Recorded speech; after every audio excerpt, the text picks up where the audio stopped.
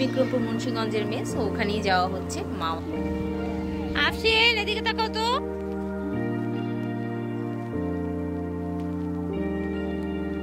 আসসালামু আলাইকুম এভরিওয়ান, আশা করি সবাই ভালো আছেন। আজকে হচ্ছে ফ্রাইডে, শুক্রবার মানে বিয়ের দাওয়াত। তো আমাদের একটা অলরেডি বিয়ের দাওয়াত আছে, ঢাকায় না, ঢাকার বাইরে। আর এটা হচ্ছে আমার বাবার বাড়ির দিক থেকে। তো আমি এই জন্য বাবার বাসায় চলে এসেছি গতকাল রাতেই। আজকে রেডি হয়ে এখন চলে যাব আমরা আমাদের গ্রামের বাড়ির উদ্দেশ্যে। যেহেতু আমি বিক্রমপুর মুন্সিগঞ্জের মেয়ে, সো ওখানেই যাওয়া হচ্ছে। মাওয়া দিয়ে যাব, অনেক দিন পর ওই রোডে যাওয়া হচ্ছে। বাবা যাবে, ভাই যাবে, ভাইয়ের বউ যাবে। শুধু আফসিনের বাবা যেতে পারছে না, কারণ তার আজকে অফিস আছে।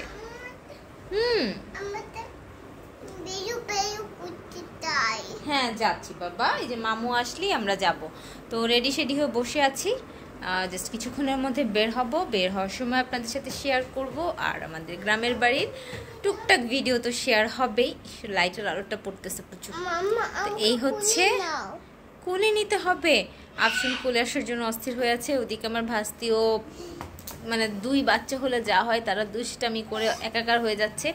এই যে আমার ঈশামণি চলে এসেছে। এই পুটুস, ওরা গতদিন কক্সবাজার থেকে ঘুরে আসলো, একেবারে পুরে কালো হয়ে আসছে। কি অবস্থা, কক্সবাজারে গেলে যা হয় আর কি। যাব কিছুক্ষণের মধ্যে। বের হওয়ার আগে আপনাদের সাথে আবার শেয়ার করব আমরা কিভাবে কি বের হচ্ছি, কোথায় যাচ্ছি। তো গ্রামে যাব, তাই সকাল সকাল উঠে একদম রেডি হয়ে গিয়েছিলাম। বাচ্চাদেরকেও রেডি করে ফেললাম। একটু এক্সাইটমেন্ট কাজ করছে, অনেক বছর পর গ্রামে যাচ্ছি। যদিও জন্ম, বেড়ে ওঠা সব কিছু ঢাকায়, তারপরও গ্রামে মাঝে মাঝে যেতে খারাপ লাগে না। একটা সময় ছিল যখন কাজিনরা সবাই মিলে বছরের একটা সময় গ্রামে যেতাম, হয়তো একটু কিছু সময় কাটিয়ে আসার জন্য, কিন্তু এখন সেগুলোর সব স্মৃতি। তো যাই হোক, সেগুলো পুরনো কথা। তো আমরা সকাল সকাল রেডি হয়ে বের হয়ে যাচ্ছি গ্রামের উদ্দেশ্যে, মুন্সিগঞ্জে। তো যাওয়ার পথে মাওয়া এক্সপ্রেস হয়ে যাব, এটাও একটা এক্সাইটমেন্ট কাজ করছিল, কারণ ওই রোডটা তো এখন একদমই, মানে ওই রোডে গাড়ি দিয়ে যাওয়া, ওই রোডে লং ড্রাইভ এনজয় করা, সেটাও একটা অন্যরকম অভিজ্ঞতা। তো আমরা বের হয়ে গিয়েছি।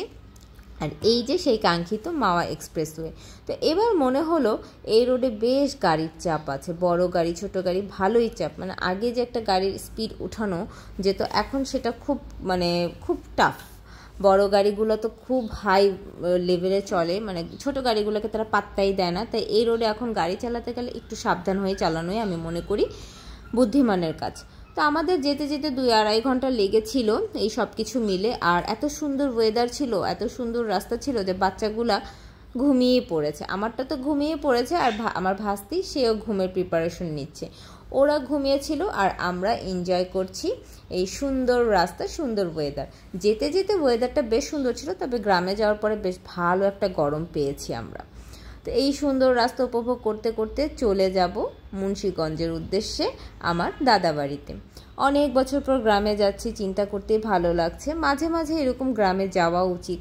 ঢাকা শহরের কোলাহল সব কিছু থেকে একটু মুক্ত বাতাস খেতে হলে গ্রাম ছাড়া উপায় নেই। তো আমরা গ্রামের পথে ঢুকেও গিয়েছি। আর গ্রামের পরিবেশটা তো আরও সুন্দর ছিল, ধান ক্ষেত, গাছ সব কিছু মিলে একদম অসম্ভব সুন্দর একটা ওয়েদার ছিল। আর রাস্তাও বেশ ভালো হয়ে গিয়েছে, সো যেতে খুব একটা কষ্ট হয়নি। আর এই যে আমরা পৌঁছে গিয়েছি আমাদের গ্রামের বাড়িতে। আফসিন আর ওয়ারিশা, আমার ভাস্তি, এরা তো খোলা মাঠ, খোলা ময়দান পেয়ে ওদেরকে আর কে ধরে রাখে, ওদেরকে পাওয়াই যাচ্ছে না, ধরা ছোঁয়ার বাহিরে এমন অবস্থা। তো বাচ্চারা দৌড়ঝাঁপ করছিল, চিন্তা করছি করুক, এরকম খোলা ময়দান তো আর ঢাকা শহরে পায় না। এর মধ্যে একটু দৌড়ঝাঁপ করলে ওদেরও ভালো লাগবে, শরীরটাও একটু ছাড়বে। ঢাকা শহরে থাকতে থাকতে তো একেবারে ফার্মের মুরগি হয়ে যাচ্ছে। তো আফসিন এর মধ্যে তার একটা ভাইয়াও জোগাড় করে ফেলেছে। সে এই ভাইয়াকে ছাড়া তো কোথাও যাবে না, হাঁটবে না, কী যে এক অবস্থা। ইভেন আসার সময় কত কান্নাকাটি, ভাইয়াকে সাথে করে নিয়ে আসবে। গ্রামে যাওয়ার পরে একটা বিষয় খুব ভাবিয়েছে, সেটা হলো আমরা তো ঢাকা শহরে বড় হয়েছি। আমরা যারা এই জেনারেশনের, ঢাকায় বড় হওয়া, বেড়ে ওঠা, গ্রামের সাথে আমাদের সেরকম কোনো সম্পর্ক বা সেরকম কোনো নারীর টানও নেই। কিন্তু তারপরেও গ্রাম কথাটা শুনে না কেমন যেন একটা মনে প্রশান্তি লাগে। গ্রামের নির্মল পরিবেশ, বাতাস, গ্রামের সহজ সরল মানুষগুলা, চিন্তা করলেই একটা অন্যরকম অনুভূতি কাজ করে।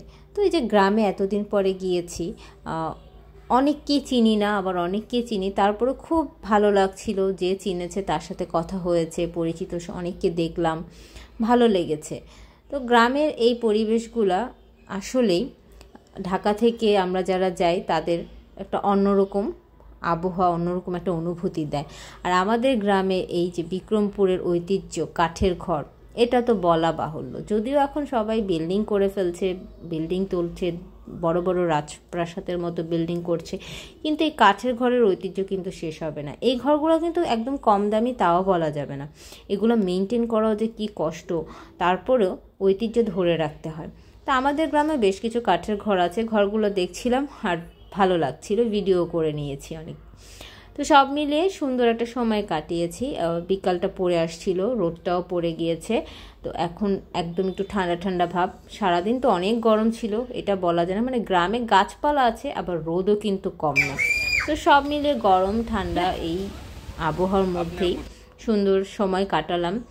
গ্রামে আমার ফুপু থাকে, ফুপুর সাথে অনেক দিন পর দেখা হলো, কারণ ওই যে বললাম গ্রামে যাওয়া হয় না, দেখা সাক্ষাৎ হয় না। তো ফুপু দেখাচ্ছিল ঘুরে ঘুরে সে কি কি করেছে, তার গাছ লাগিয়েছে, সে গরু ছাগল যেগুলো পালে টুকটাক সেগুলো আমাদের দেখাচ্ছিল। আর এই যে সাঁকোটা দেখতে পাচ্ছেন, এটা তো আমরা পার হয়ে এসেছি ভালো কথা, ইভেন আফসিনও আমার ভাস্তিকেও পার করিয়ে নিয়ে এসেছি। যে তোরা যখন গ্রামে এসেছিস নে, গ্রামের পুরো আবহাওয়াটাই ফিল কর। দৌড়ঝাঁপ তো করছে ভালো কথা, সাঁকোও পার করিয়ে নিয়েছি। তো ওরা তো খুব এক্সাইটেড ছিল, যদিও অবশ্যই ধরে রেখেছি, বাচ্চা মানুষ একা একা তো পারবে না, হেল্প তো লাগবেই। তো এই যে দৌড়ঝাঁপের মধ্যেই বাচ্চারা সুন্দর সময় কাটাচ্ছে, দেখতে ভালো লাগছিল। আর এদের পিছে পিছে আমাদেরকেও দৌড়াতে হচ্ছিল। অবশেষে গ্রামে গিয়েছি, আম কুড়াবো না তা কি হয়, গাছে আম পাড়া হচ্ছিল, আমরা কুড়াইনি, আমাদের বাচ্চারা আম কুড়িয়েছে, ওদেরকে আম কুড়ানোর সুখও দিয়ে দিলাম। ওই যে কথা আছে না, ঝড়ের দিনে মামার দেশে আম কুড়াতে সুখ। মামার দেশে না যাক, আমার মেয়ে এসেছে তার নানু বাড়িতে, আর আমার ভাস্তি এসেছে তার দাদু বাড়িতে। দাদু বাড়ি নানু বাড়িতে এসে তারা আম কুড়িয়েছে, তো ওরা তো খুব এক্সাইটেড ছিল। অবশেষে লাস্টে তাদের দিকে আম নিয়ে ঝগড়া লেগে গিয়েছে, মানে এইটা আমি নিব, ওটা আমি নিব, মানে যে আমগুলা পড়ছে তাদের মধ্যে কাড়াকাড়ি লেগে যাচ্ছে, মানে একটা অন্যরকম অনুভূতি। তো সব মিলে খুব সুন্দর একটা সময় কাটিয়েছে। আর এই যে দেখেন, বলেছিলাম না আফসিন তার ভাইয়াকে নিয়ে আসবে, এই যে সে কিন্তু গাড়ির দিকে পিছনে তাকিয়ে আছে। আমরা কিন্তু চলে আসছি ঢাকার পথে, ও যত দূর চোখ যায় তার ভাইয়ার দিকে তাকিয়েছিল। তো সব মিলে সুন্দর সময় কাটিয়েছি গ্রামের একটা গ্রামীণ আবহাওয়াতে, ভালো লেগেছে আলহামদুলিল্লাহ।